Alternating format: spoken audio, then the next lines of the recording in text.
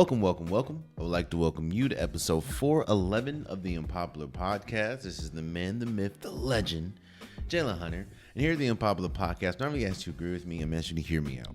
Before we start, I am feeling a little under the weather. I think I have a head cold, so I apologize if my voice sounds a little, he has a coldie.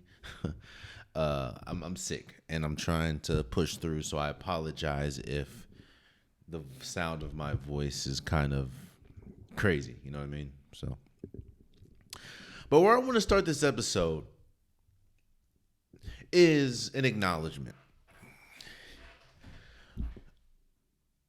I love the time we are in when we talk about sports. I love it. I love it because when you look 30, 40 years from now, I can honestly say that we are living through one of the best eras in sports history.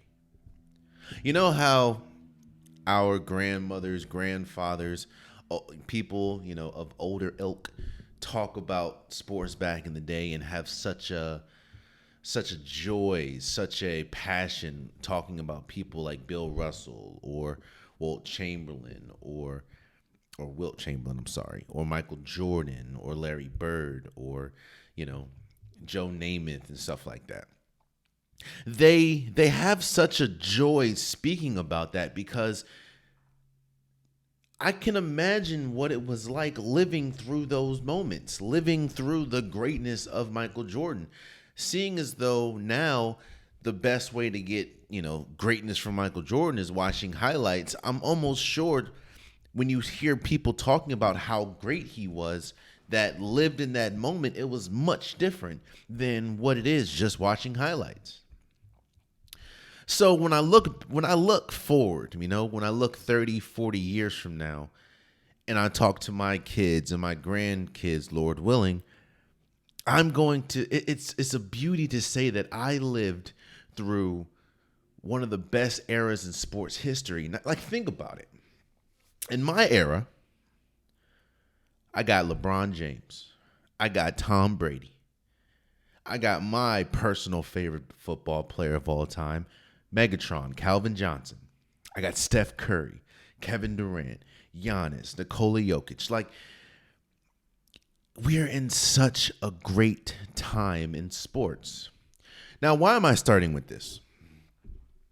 Because in that list that I just described, now obviously that's not the only players that would be on that list, but one name that I did not say is Aaron Donald.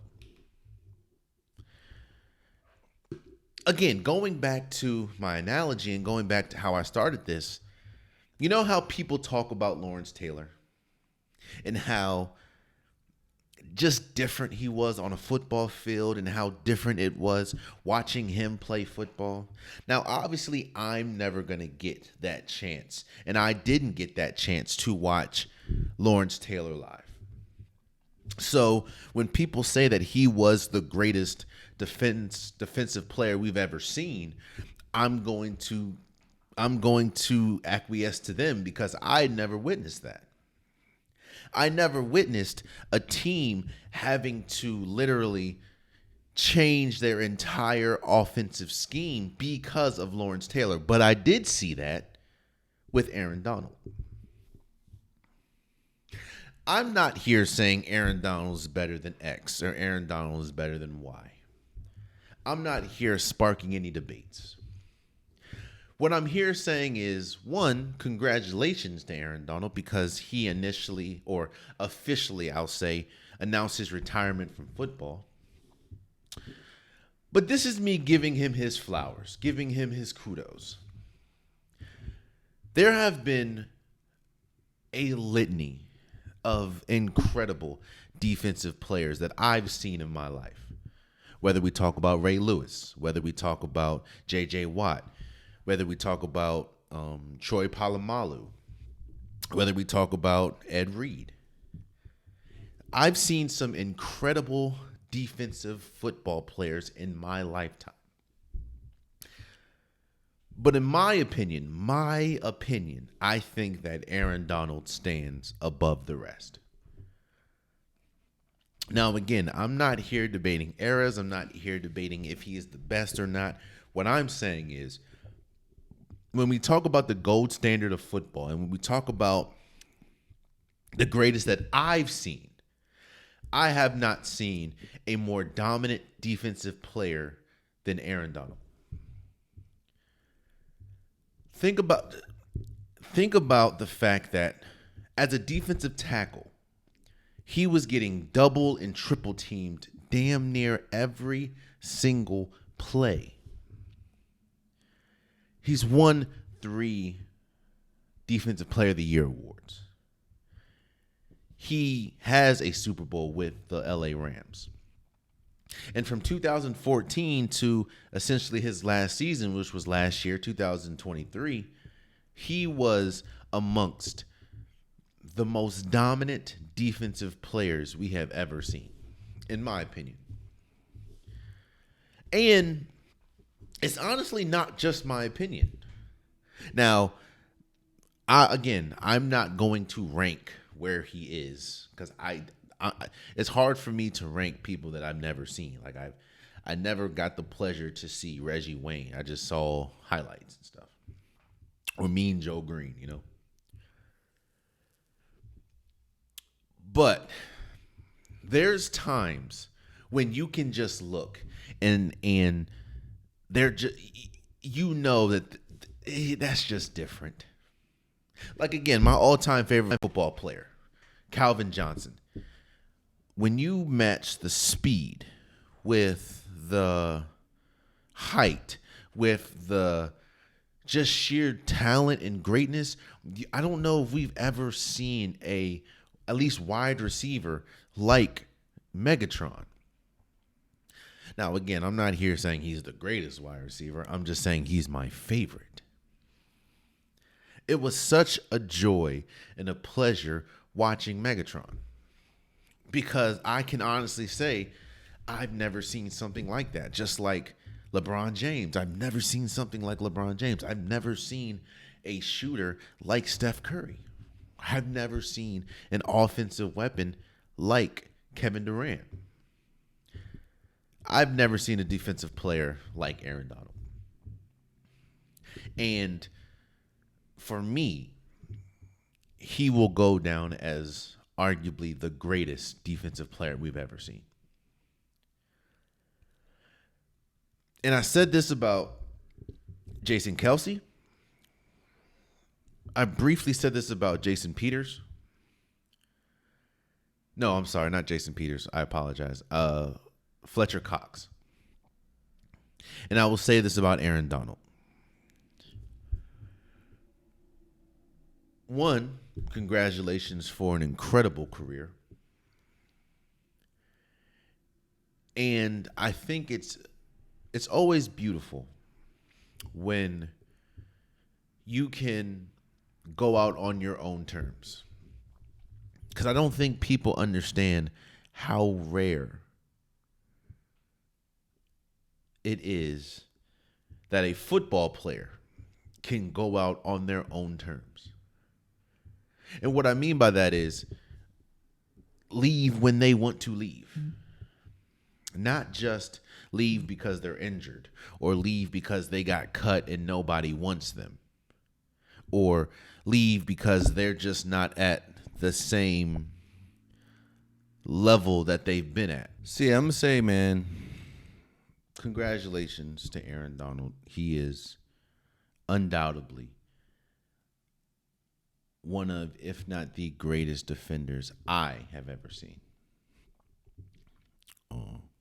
And it just goes back to my point that I started this episode with.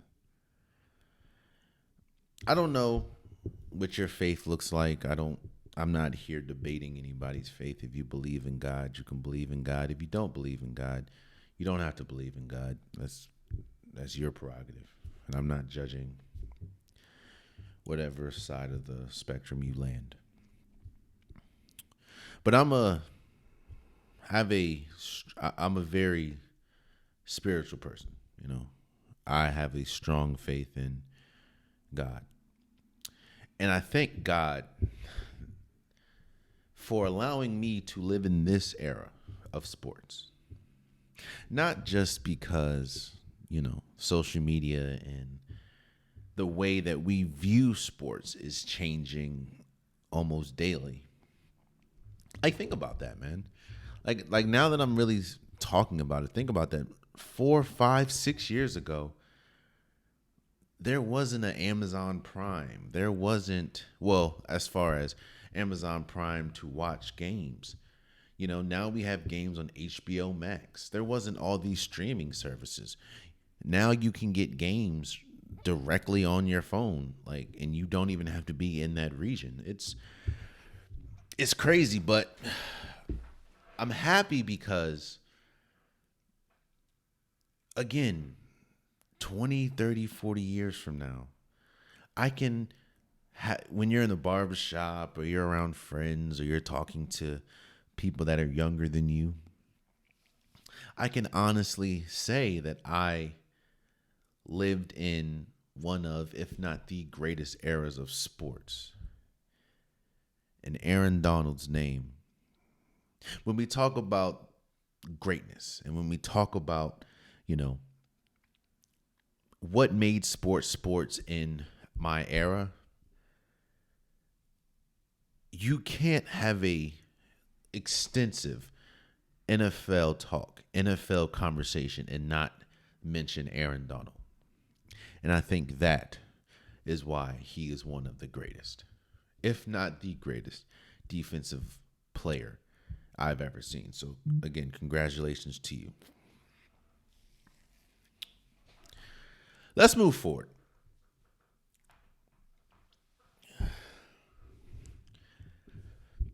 We're in this free agency period, and last episode we talked about the salary cap spike. Last episode we gave a couple of talks and discussions about some moves that happened day one and the first few days of free agency. And as we sit here today, there is a team that it's very interesting to talk about because on one hand, they're making a lot of great moves with free agency. But on the other hand, they've put themselves behind the 8 ball on one of the most important decisions of their franchise moving forward, and that is the Chicago Bears. Now, you've heard my take on what they should do with Justin Fields, whether they should trade Justin Fields or keep Justin Fields. I have stood on if you're going to keep Justin Fields, surround him with more reliable pieces. And not just that, because that also can be the argument if they trade Justin Fields and bring on Caleb Williams, seeing as though they have the number 1 overall pick. And what's so interesting to me and what's so funny about this situation is they did just that. But it's about the timeline that we're discussing. You see, when you look at the Chicago Bears right now, there's no way that you can't say that they're, just by the moves that they have made some incredible moves in free agency. I mean, you got DeAndre Swift. You got Keenan Allen. They just traded the Chargers for Keenan Allen. You got, you did Montez Sweat. You got him last season, but you still have him. As we look, the pieces that for years we have been screaming the Chicago Bears to get for Justin Fields, they're finally getting at the end of his tenure.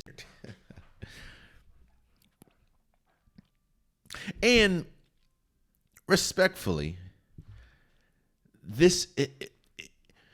whether you keep Justin Fields or not, you don't want a rookie quarterback or any quarterback to come into a situation and not have the best chance of winning. That is the biggest issue that I have with the Chicago Bears, because I don't think, whether we talk about how many offensive coordinators he's had, how many coaches he's had, how many poor coaches he's had, I don't think that the Chicago Bears have put Justin Fields in the best position to win his entire career. I'm not taking away from some of the shortcomings that he has experienced and he has as a quarterback. What I'm saying is they have not, when I say they, I mean the organization, the Chicago Bears, have not done enough to help him overcome some of those shortcomings. Which I think is so funny that now that his tenure is over, that's when they're starting to reload. That's when they're starting to get pieces. But that is the issue that we're seeing here.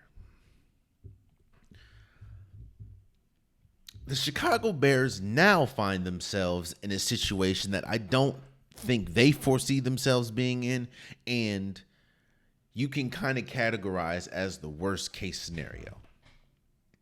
You see, going into free agency, there were a plethora of, let's say, ideal destinations that Justin Fields could go to.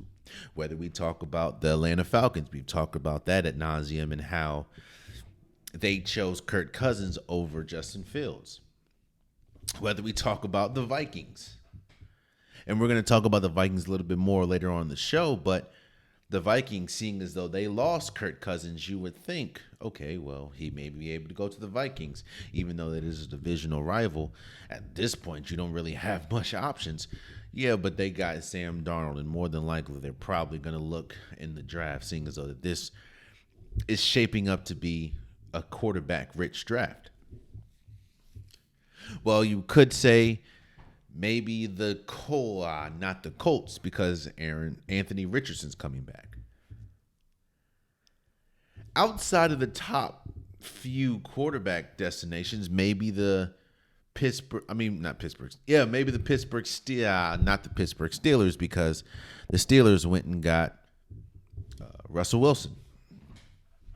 So outside of the top few teams, while there were destinations, if those didn't work, you were looking at a really questionable, let's say, questionable field of teams for Justin Fields, no pun intended. And the worst case scenario is you get to this point. Actually, no, the worst case scenario is after the draft, Justin Fields is still on the roster. I heard Harry Douglas, shouts out to him, ESPN analyst. I heard Harry Douglas say that it would be pretty much malpractice if you have Justin Fields and Caleb Williams on the same team. Because what you're hearing now is because things didn't go the way that the Chicago Bears thought they were going to go, Justin Fields could possibly be on the team as a backup. And I think that's not going to work. And that's not going to work not because Justin Fields isn't good or Caleb Williams won't be good. To be a backup quarterback, you have to accept being a backup quarterback. Not saying that you don't strive to be a starting quarterback, but you have to accept being a backup quarterback. And there is not one report out there saying that Justin Fields expects to be a backup quarterback. Now, I'm sure that he's going to say everything that he's supposed to say if asked, or if that's the ultimate thing that happens to him. But he still feels he is a starting quarterback, especially when you look at where he was drafted.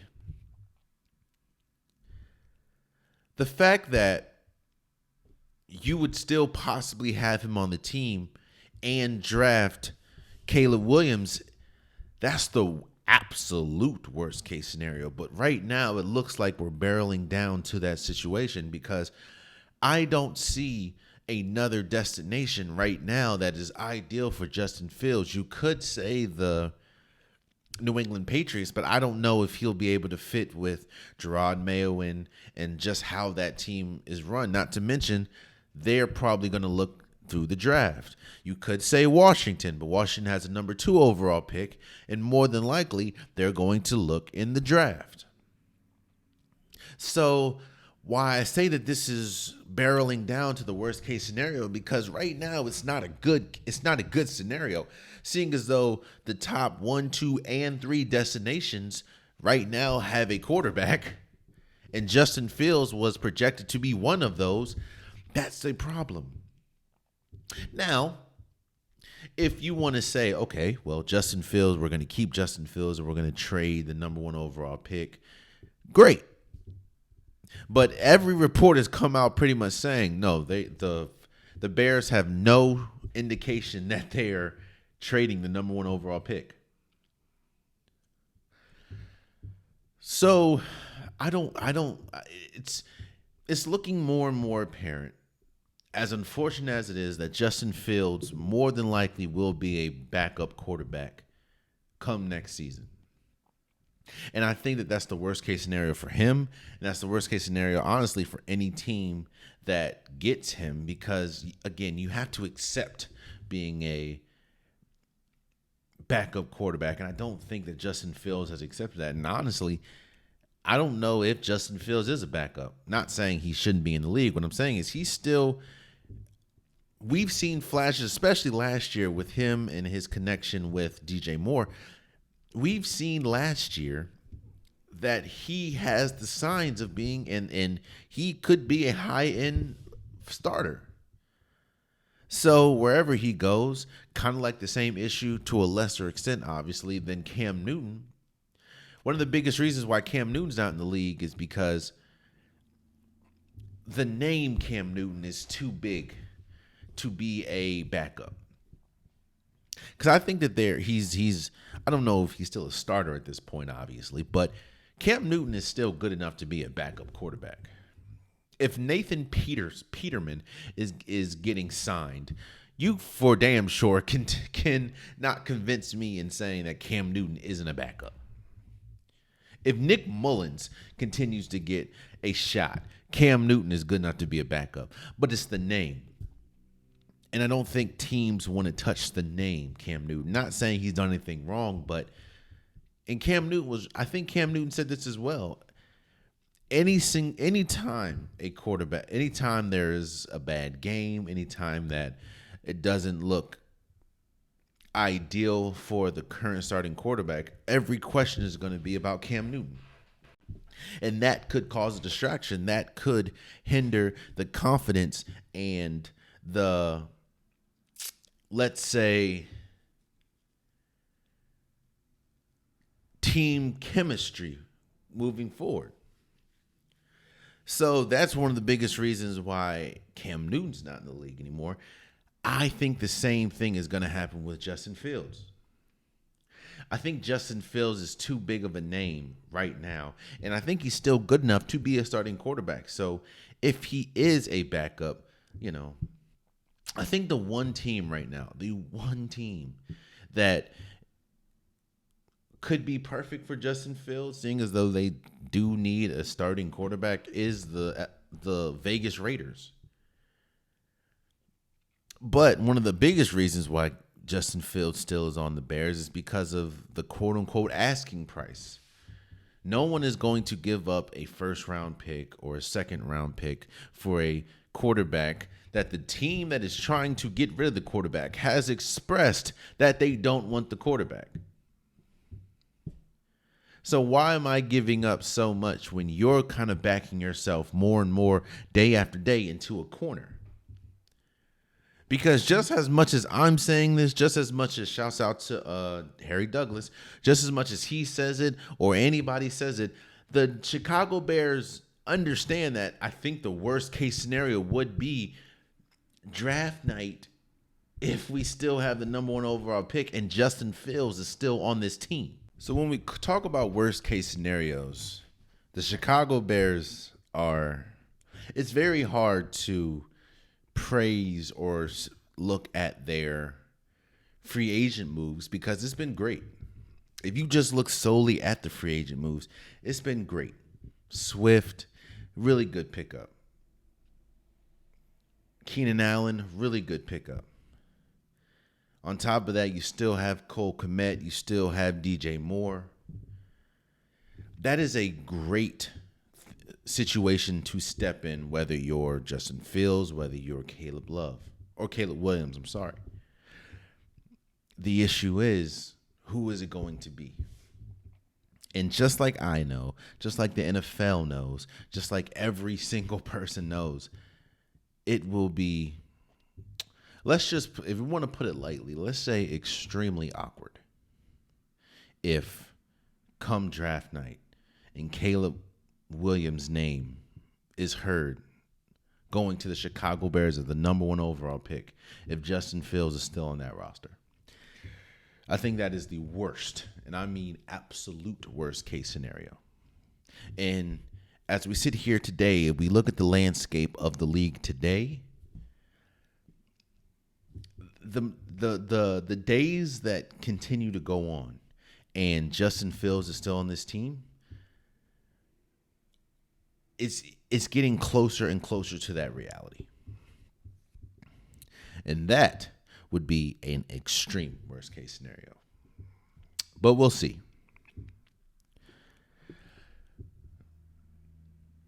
Something that I wanted to touch base on, I didn't want to just let this slip by, and that was Sam Howell getting traded from the Commanders to the Seattle Seahawks. A lot of people want to hear my take on how I feel about what happened with Sam Howell and how he didn't work with the Commanders and if this is the right move for the Commanders. Or if this was the right move for the Commanders, seeing as though it's done.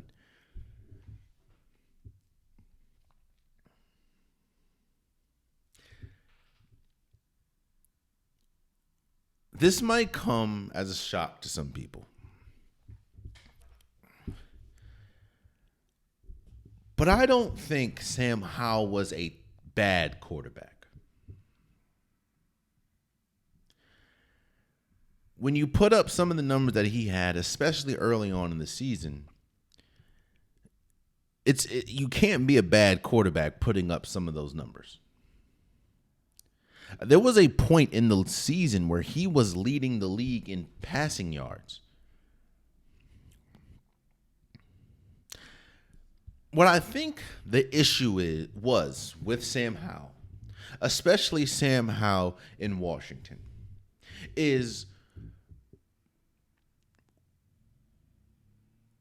I mean, if we want to be honest with it, when you're going to a franchise that doesn't have a recent history of winning, when you go into a franchise that a lot of people can consider a poverty-stricken franchise as far as some of the moves that they made in free agency, some of the moves that they made in the draft, some of the trades that they've essentially made, and ultimately the lack of success you've seen in the last few years, it is incredibly tough being the next up. Because when you're not viewed as a bridge quarterback, you're viewed as, and hopefully looked as the franchise changing quarterback. And that is not Sam Howell at all. Now, that's no offense to him, but that's just what it is. And the issue with Sam Howell, the issue with his time with Washington is they viewed him as that. And they touted him as that. The issue with that, and the reason why you can't do that, is because it brings on extremely hard expectations, not just on him, but on the franchise. You built up this player. to be the next X or the next Y. And they were never good enough to do that. I talked about, a lot of times I talk about the different type of quarterbacks that we have in the league. And there's two types of quarterbacks. Cam Newton essentially said there's game changers and there's game managers. I look at it as there's quarterbacks that can do a lot with a little, and there's quarterbacks that can do a little with a lot. Now, the quarterbacks that can do a little with a lot, that sounds bad, but I look at it as those are the quarterbacks that need everything to go right. They need a good offensive line. They need solid weapons. They need a good defense, good coaching staff.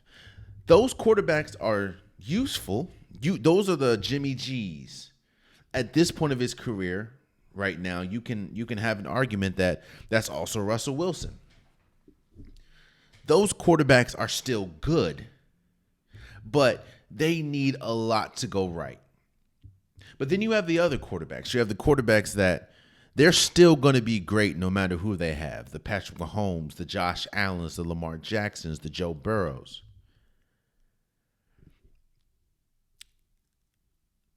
The issue that Sam Howell found himself in, and that's honestly no fault to him, it was the promotion. It was how he was viewed. It was how he was touted. A lot of people, especially in the Washington organization, wanted him to be in that can do a lot with a little class. But that's not who Sam Howell was, and that's not who Sam Howell is at this point of his career. I think Sam Howell can be an incredible football player if he has everything go right around him. The issue is Washington is not that type of organization and has not been that type of organization in my lifetime. Now,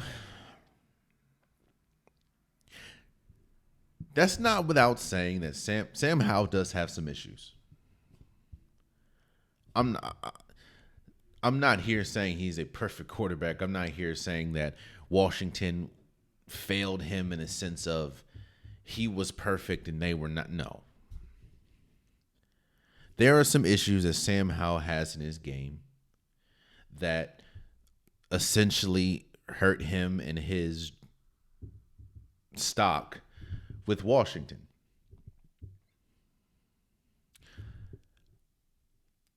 And those issues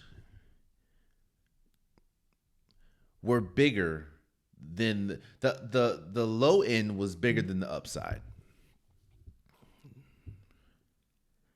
And that's an issue when you're essentially the face of a franchise. I don't know how he's going to be in Seattle. I don't even know if he's going to start in Seattle or play in Seattle, seeing as though they still have Geno Smith. But I guess moving forward for Sam Howell, which again, I wish the best for any player. Moving forward, it's important for a team, it's important for a franchise, it's important for a player to understand exactly who they are and what they have. And Sam Howell was viewed as a franchise changing, or was promoted, was touted as a franchise changing player. Even though he was picked later in the draft, the fact of, again, you're talking about an organization that is starving for something to latch on to be happy about. Seeing as though Washington hasn't been happy, hasn't been relevant, hasn't been good in a while. So you're talking about a fan base that is starving to be to latch on to someone, to latch on to something. And it was pretty much promoted that Sam Howell was that guy. And how quickly people realized, oh, he ain't, should be studied. So I wish nothing but the best for Sam Howell. Again, I don't think all of the reasons why it didn't work in Washington was on him or on the franchise. I just think that when you're talking about a marriage, both parties have to blend.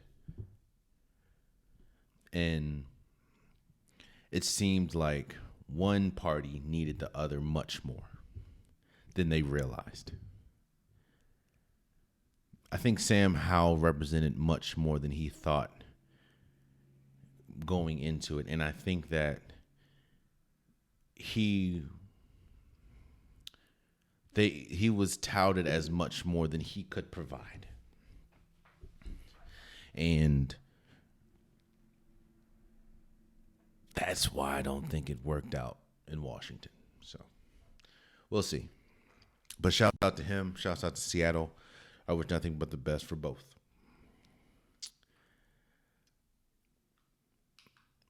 A move that I want to talk about. You want to know how you know that Patrick Mahomes is great. Take out the Super Bowls. Take out the MVPs. You want to know just how you know as a player that Patrick Mahomes is great. He's gotten to that point in his career where he's viewed as, if you attach anybody to him, he is going to get the best out of him. That is almost a cheat code when we talk about certain players. Only the greats, and I mean the greats of the greats, have that aura around them. Like LeBron James. People say that LeBron James is going to get the best out of anybody. You don't hear that too often in sports. But when you're so great, any piece that you add is looked as a positive attachment.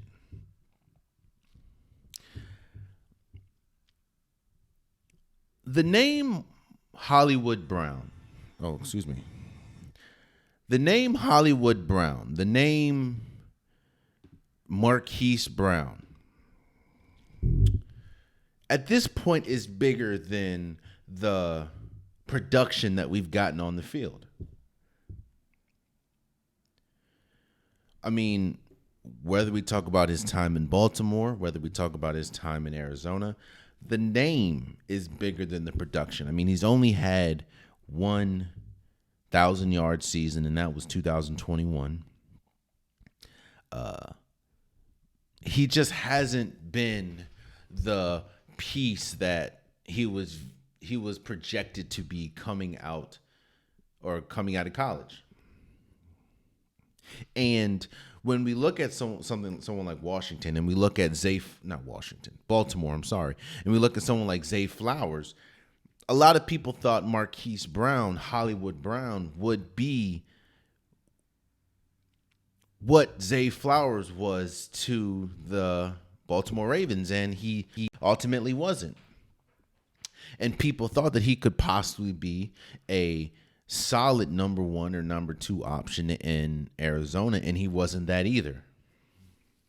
Now, you can say Arizona, you can put an asterisk on that probably because, Kyler Murray was injured a lot of times, but still, the name has been bigger than the production when we talk about Hollywood Brown. Well, Hollywood Brown, I think, signed a 1-year deal with the Kansas City Chiefs. And you're hearing a lot of people say that this makes the Chiefs the quote-unquote scariest offense in the league because they have Hollywood Brown now. I promise you that sentiment is not because of Hollywood Brown. That viewpoint is solely because of Patrick Mahomes and what we saw this year from Patrick Mahomes. Again, we've talked about this ad nauseum. The wide receiver core that he had was not good. Rashee Rice, he was by far the best wide receiver on the field, and he wasn't that good until the end of the season. And quiet as it's kept, Travis Kelce had a down year. And even with all that, they won the Super Bowl. Mahomes has put himself in that class where you put anyone, any sliver of talent is monumental for him. Because he is going to get the best out of you. We saw that with Valdez-Scantling. We saw that with Mecole Hardman. Mind you, see, Mecole Hardman didn't work in New York, but he was pretty much perfect for the Chiefs. I wonder why. So we don't have to stay on this long, but what I'm saying is, I agree with everyone saying that Marquise Brown is a great addition for this Chiefs team, especially a Chiefs team that still have question marks on their entirety of their wide receiver core, seeing as though, Valdez-Scantling was released. And we hope that Rashee Rice can make that leap into a number one receiver. But the reason why I wanted to highlight this is because the praise isn't mainly for, or isn't because Marquise Brown. Because we've seen Marquise Brown, as unfortunate as it is, I know this is going to sound like hate, but it's not. Marquise Brown is an average average wide receiver. 1,000-yard season. Outside of that, he does not have an 800-yard season. Outside of that, 1,000-yard season. The most yards he's had outside of that 1,000-yard season is 769. So in every metric, he is an average wide receiver. But with Patrick Mahomes, that average can be extraordinary because of who you're playing with. So that's why I kind of wanted to highlight that. It was just it was interesting. And with that, obviously, we're still in the crux of it.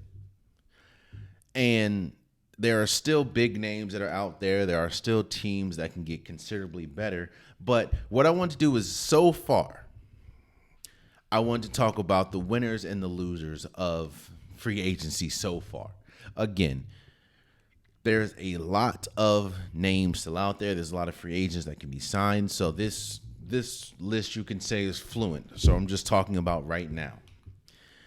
And I want to start with some of the winners, because I think that there are some glaring winners and there are some glaring losers, and we'll talk about it. Let's start with a winner. We kind of touched on him briefly earlier, and that is the Atlanta Falcons. I think that it was important for the Falcons to you have a new coach, you have a new regime coming in, you have a lot of youth. It's very important that the captain of this ship is not only a leader, but is a person that people can look up to and listen to. And I think that Kirk Cousins, again, I'm not saying Kirk Cousins is such an elite quarterback, but Kirk Cousins is a leader of men, is a person that, as we've seen everywhere he's gone, unlike some other quarterbacks, you've heard nothing but glowing reports about him.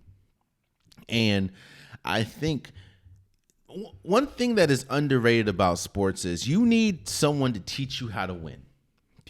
The most important aspect about a vet is not just the fact that they're still good and they still have some game in their tank. they teach younger players how to win. Everyone is talented in the league. Whatever league we're talking about, everyone is talented. That doesn't mean that everyone knows how to win.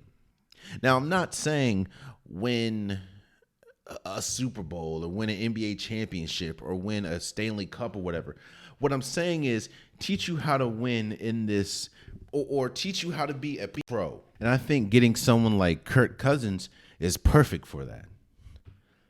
Showing, how to, that's one thing that we've talked about when discussing the Falcons for a while. Is like they don't really have, you had Calais Campbell last year, but on the offense side of the ball, they don't really have a veteran. They don't really have someone that can steer the ship when things go awry. And I think that Kirk Cousins will be perfect for that.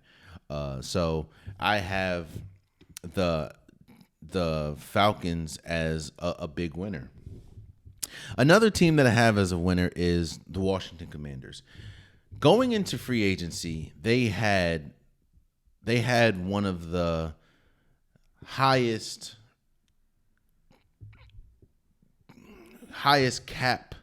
Well, they had the most, let's say this, they had the most to work. One of the teams that had the most to work with cap money. They had a abundance of riches when we talk about free agency money that they could have used. And what you've seen this a lot with Washington, and I've lived through this. They'll use a lot of their money on the big name. Like they'll try to go get an Albert Hainsworth. They'll try to go get a Clinton Portis. They'll try to go get a Donovan McNabb. And while the name is big, the game, especially at that point of their career, doesn't really warrant that. So going into this free agency, and that's what you're used to now, also seeing that you want to know when you have a new GM, new owner, new head coaching staff, you want to see their imprint. So it was very interesting and very important that they would get on a good track and they would make the smart moves. And I think that they've done just that. Austin Eckler, while yes, he did have a down year last year, a lot of it can be due to injury. A lot of it can due to the fact that he was worried about getting a contract. So I think Austin Eckler, especially losing Antonio Gibson, is a big get. A lot of people are saying Bobby Wagner is well above or well beyond his prime years. I don't think he's in his prime anymore, obviously, but he had numbers similar and some better to Fred Warner last year, who a lot of people, including myself, think is one of the league's best linebackers in the league. So I think getting Bobby Wagner, especially when you see how poor Washington's defense was last year, I think that's good. I think getting Zach Ertz is good. I think getting Dante Fowler is good. Frankie Lavulu, I think I said your name wrong. I apologize, my guy. I just think Washington was smart. They didn't really go for the big names, but they did go from the underrated value. And especially when you have the number 2 overall pick and more than likely you're going to pick a quarterback, you want to be surrounded by veterans and you want to be surrounded by talented players, because you don't just want, you don't just want them to fend for themselves, kind of like they did with Sam Howell, with a bunch of people that just don't fit and a bunch of, lack of a better term, role players. And I think that Washington did a really good job, and they still have moves that could still be made. So I think Washington is a winner. I think the biggest winner, honestly, is the Houston Texans. The Texans kind of knocked when you look at the Texans now than they were before free agency started, honestly, they were much ahead of schedule, this year, seeing as though they made it to the second round of the playoffs. But when you look now, you get Danielle Hunter, who was one of the best defensive players that you could have gone. You have Danico Autry, man. You re-signed Noah Brown. They made some moves, man. They were active. They were busy. and I think getting honestly one of the big defensive free agents that was out there, which is Danielle Hunter, especially on a team that kind of struggled defensively, especially stopping the run. I think that is a home run. You also get Tony Pollard. We don't know, no, not Tony Pollard. I'm sorry. You get Joe Mixon. I think that's really good as well. You help with your running game. You give C.J. Stroud another weapon. I think that this Texans did an incredible job at free agency, man. So I got the Texans as probably the biggest winner. I have the Baltimore Ravens as a winner. I know a lot of people are saying, how are you going to say the Ravens are a winner when a lot of their players are free agents? Cool. Well, yeah, but you did get Derrick Henry, who I think works perfectly for the Ravens. You got Justin Madubuike. You re-signed him. He was probably the most important piece that you needed to re-sign this offseason. I understand that you lost, Patrick Queen. I understand that you lost Tyler Yoit. I understand that you lost, Geno Stone or John Simpson. I get that. But you got who you needed to get. You secured Justin Madubuike. You got Derrick Henry. And on top of that, you still have enough. We'll see what the market holds, but you still have enough to possibly keep Jadeveon Clowney, to possibly keep Kyle Van Noy. If you're able to keep those, you already have Roquan Smith on the defense. You already have Kyle Hamilton still there, and you have Justin Madubuike. I think is going to be great. Losing Patrick Queen was big, especially to the Pittsburgh Steelers. But if you're able to keep Jadeveon Clowney and Kyle Van Noy, and all signs are looking like there's a possibility that you could, that's that just adds on to it, man. So I think Baltimore, especially going in with some of the most free agents. Now they still have a lot of free agents, so we'll see what happens. But I think that they were winners because they were able to secure who they needed to secure, which was Justin Madubuike, and they got Derrick Henry. So I think the Ravens is a winner. And the last winner that I'll talk about is the Pittsburgh Steelers. I will say this. I'm going to call them a winner because they got Russell Wilson. And you're much better at the quarterback position than you were, obviously, before getting Russell Wilson. And I think, at that point, it's an automatic win. But I will say this. I was teetering putting Pittsburgh in the losers column.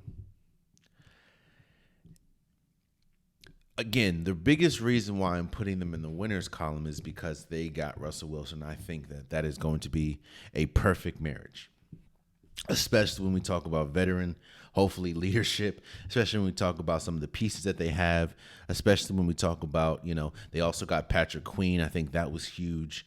I think that the Pittsburgh Steelers have a good shot of being really good this year. I don't know. It's still the Ravens is still tough.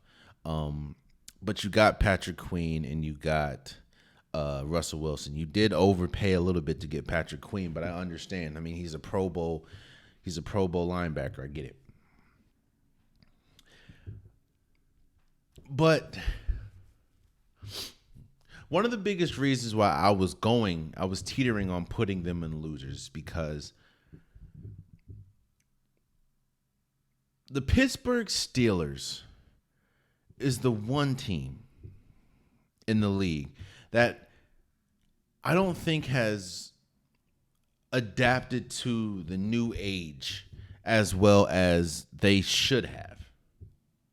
I don't think the Pittsburgh Steelers have adapted to how you win football games. This is yet another year where the Pittsburgh Steelers will probably go into the season spending the most money on defense. This is yet another year where the Pittsburgh Steelers allow a very young, very talented wide receiver to leave. or trade. This is yet another year where outside of Russell Wilson, which I do think is the biggest reason why they're on my winners, but outside of Russell Wilson, they haven't prioritized the offense at all in free agency. In fact, in free agency so far, they've gotten a punter, they've gotten a linebacker, they've gotten a cornerback, they've gotten a safety, they got another safety, they got a defensive tackle, and they got a quarterback. Again, I understand you have some young pieces. You have George Pickens, he's really good. You have Pat Freiermuth, he's really good. You have Najee Harris, he's really good. But how many times are you going to focus on the defense side of the ball that's already really good and not really put much focus to the offense and wonder why your offense continues to sputter almost every season? When you look at the last few Super Bowl winners, what do they have in common? They have a top-tier offense. Whether that's the Chiefs, whether that's the Rams, whether that's the Tampa Bay Buccaneers when they had Tom Brady. If you don't address your offense, you're going to be left behind. It doesn't matter who you have on the defense side of the ball. And it just seems like year after year after year, which I like what they do. And I know it sounds like it, but they are in the winners column. The Pittsburgh Steelers could possibly be left behind again for another year because they do not do, or they don't put an emphasis or a focus where they should, and that's the offense. Again, I think this is the third year in a row, third or fourth year in a row, I think, that the Pittsburgh Steelers are going to go into this regular season with the most money spent on the defense. And while that may be good in year 2000 to 2010, that's not winning you a Super Bowl in 2024. But you get Russell Wilson, so I think you're a winner. And I know that sounded crazy. So let me go over to the losers. Cause this just sound like I just kicked the Pittsburgh Steelers back in, which I didn't mean to, but it had to be said. You know what I mean? With winners, there are losers, and obviously, like I said, things are flowing. Things can change. Free agency just started pretty much this week. I think the physical NFL season started this week. So obviously these can change, but as we speak right now, I would consider these teams losers. The first one I want to talk about is the Panthers.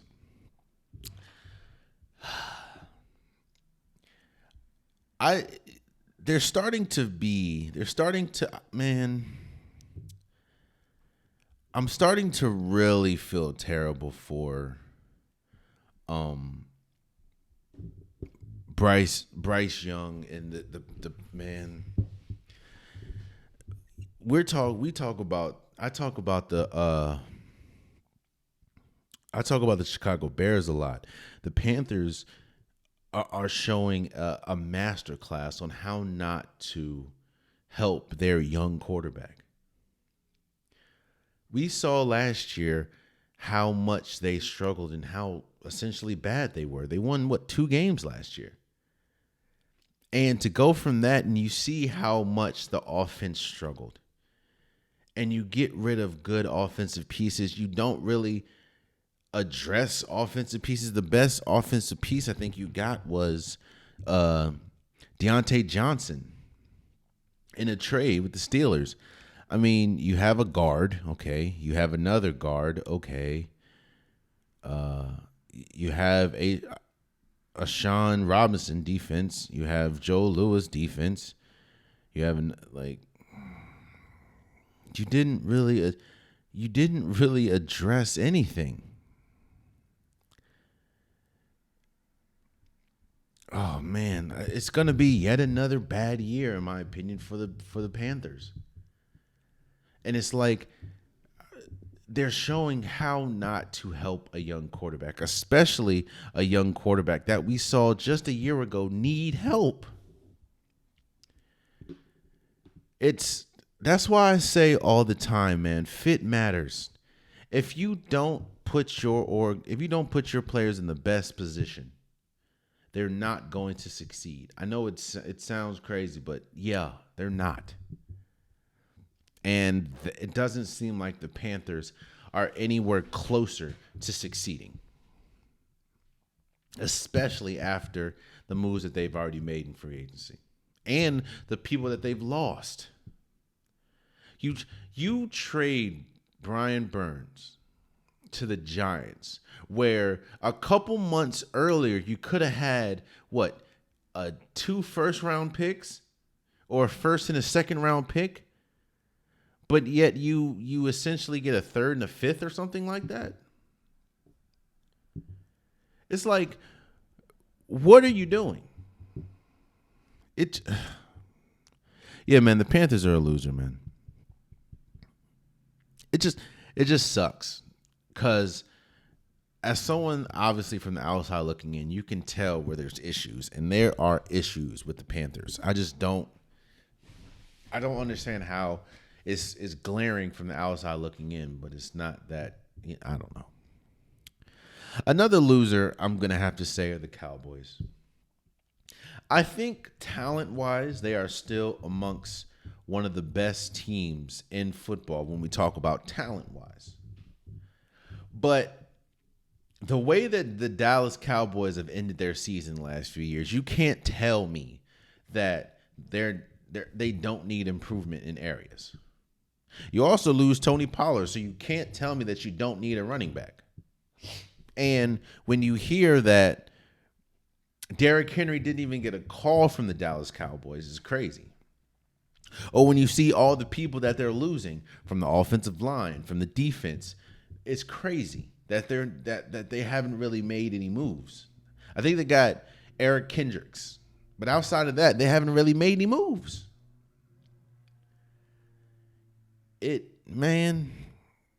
Especially when you see what Washington's doing, especially when you see what the Eagles are doing.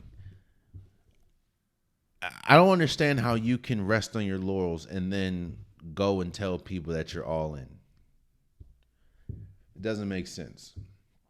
We talked about how important it is for Dak to have a reliable running back. And not only have running backs thrived, whether we talk about Saquon, Derrick Henry, DeAndre Swift, Austin Eckler, they've thrived in this free agency. You don't have one. You have, I think, a 5'3" running back. Unless it's Darren Sproles, that ain't doing much. So I don't know, man. Obviously things can change, but I don't know. We talked about the Falcons, and we talked about them getting Kirk Cousins.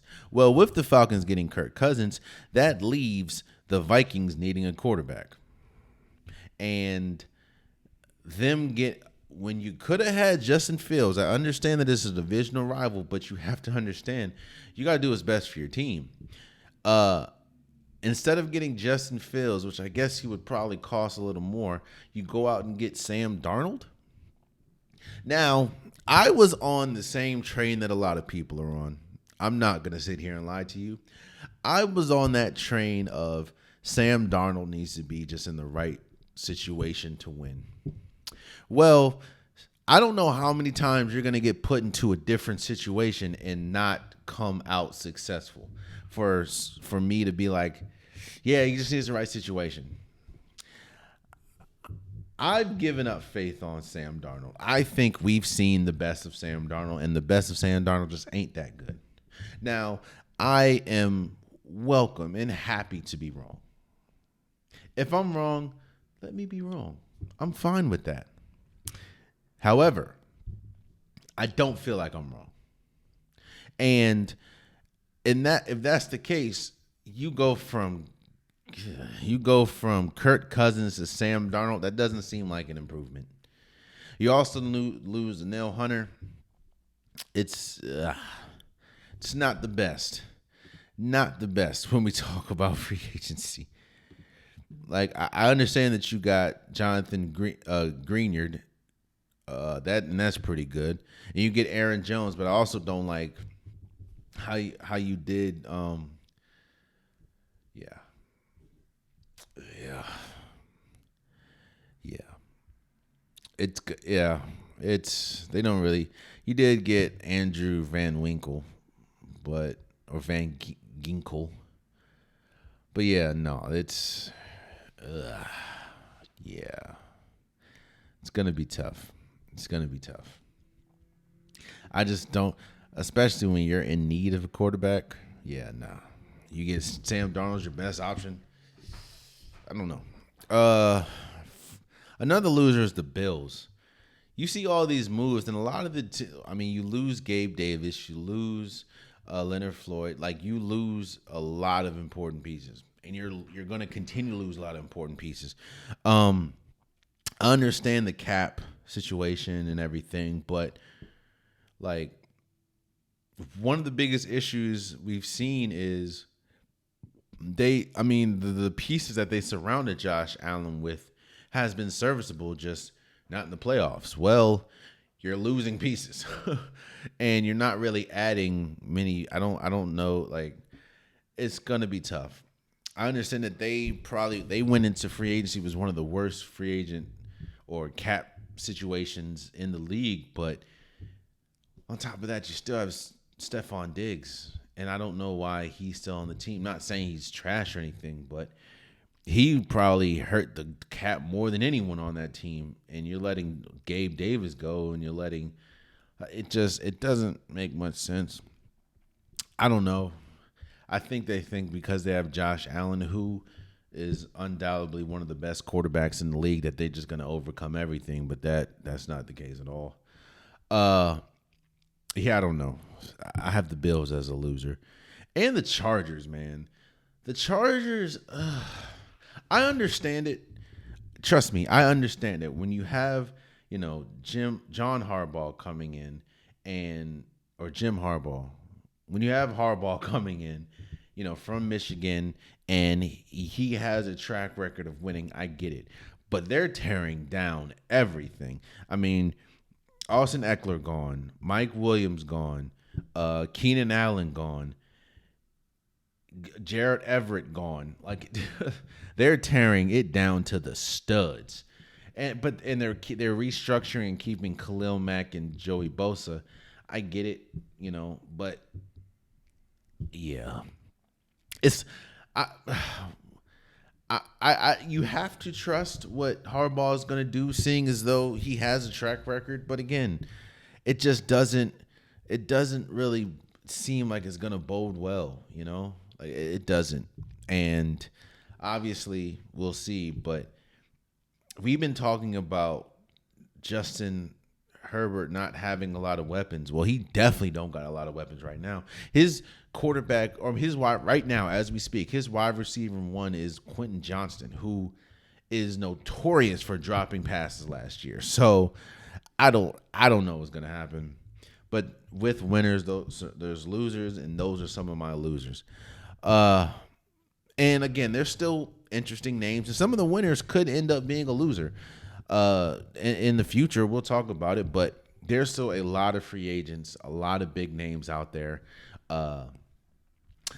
Which I think is interesting because now that I'm thinking back on it, when I talked about Marquise Brown, the Marquise Brown signing came like a day after or a couple hours after Odell Beckham, or them coming out saying Odell Beckham wants to play with the Chiefs and get like a big contract.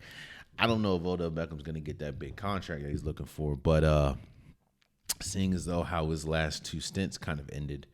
But yeah, we'll see. Oh, and yeah, we'll see.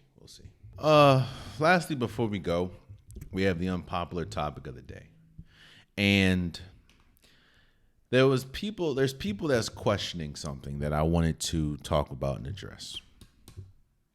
So we're right now in the thick of actually conference play. The conference tournaments pretty much end today. And Selection Sunday is obviously tomorrow. And you're hearing a lot of people question, why does it seem like the women's college basketball is getting more excitement, getting more press than the men's? Why is there a focus on the women's March Madness? So why is there more excitement with the women's March Madness than there is with the men's this year? And what's interesting to me is how simple of an answer this is and how nobody is talking about it. This is the most simplest answer I think I could ever give. One of the biggest reasons why basketball is more popular in a sense of social media, more popular in a sense of globally than football, is because basketball has found a way and understand quickly how important it is not just to promote the teams, but to promote players. Because you can see the players, it's easier to promote them. And you understand that while you have some of the diehard fans who's going to love a team and always going to love a team, majority of the fans of a sport, especially basketball, like the players more than the teams. So what basketball has done, what the NBA has done, what the WNBA hasn't done a good job at, which I would hope that they do better at, is they have focused in on promoting their players more than their teams. And that has done, you see, while yes, football and the NFL is still king in the United States, you see globally, football is getting killed by basketball globally because obviously football is only played in, Canada and the United States and stuff. But players are promoted more. Tom Brady is much more popular in the United States, and LeBron James is way more popular everywhere else in the world. So when you bring it back down to the NCAA, you hear people scream NIL. You hear people scream there isn't really a great men's basketball team this year. You hear people scream, the product is bad. No. There's more parity in college sports than there's ever been. You can attach NIL to that and recruiting to that. But the biggest reason, in my opinion, that the women's NCAA is more popular right now or this year than the men's is simple. They are promoting their players more than the men are. The men are promoting think about this. Think about this. I'm sure a casual basketball fan knows who Caitlin Clark is.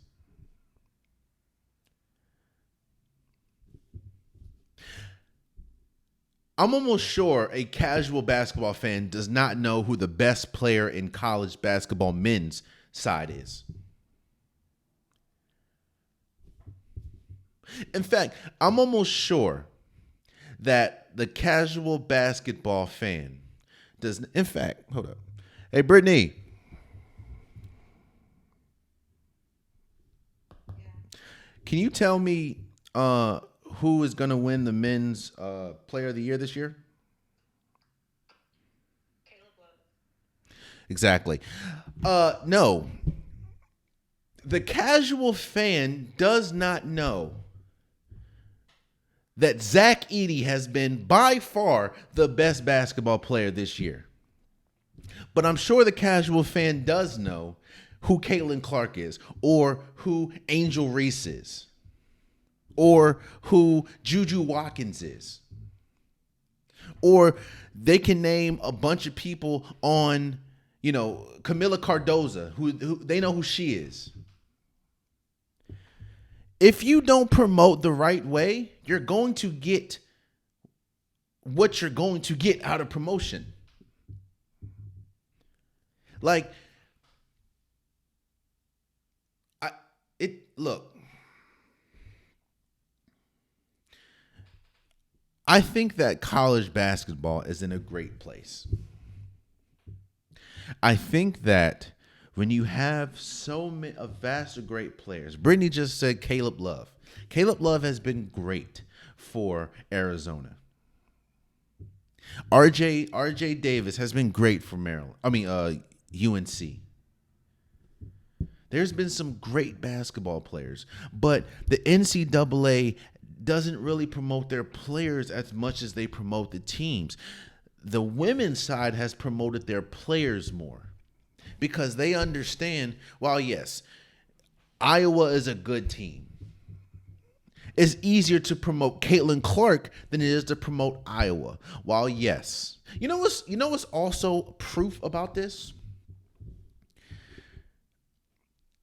I watch basketball every single day. I know more about Juju Watkins and what she's done this year than Bronny James, who plays for the same school. That's no offense to him. That's just promotion. I understand that USC wasn't really good this year due to injuries and everything, but they promoted Juju way better than they promoted Bronny James. And that's how I know who more than likely is going to win the Women's Player of the Year in Caitlin Clark over Zach Edey, who is about to be a two consecutive Player of the Year. Yet, nobody knows him.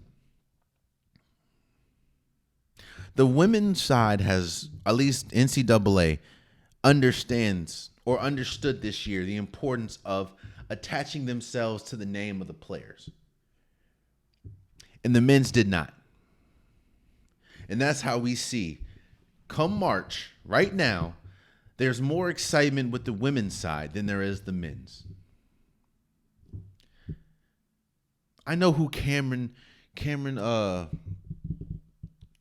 forgot her last name. I apologize. I think she is the player for Stanford.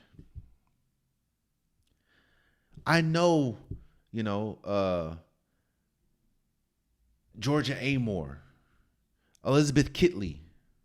I know these players because they're promoted to me. I can't name you. Outside of my school.